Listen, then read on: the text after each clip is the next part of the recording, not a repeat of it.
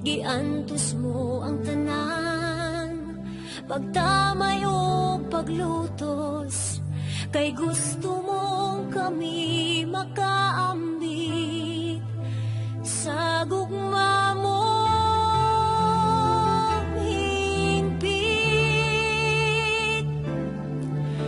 Salamat o Jesus sa dako mong gugma, ikaw lamang ang pangandoy ning dughan.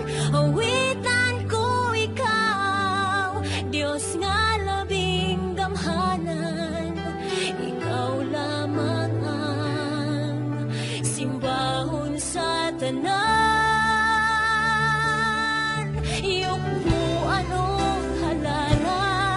Pasidunggan ang imong ngalan, kay walay sama mo, walay sama mo, Jesus.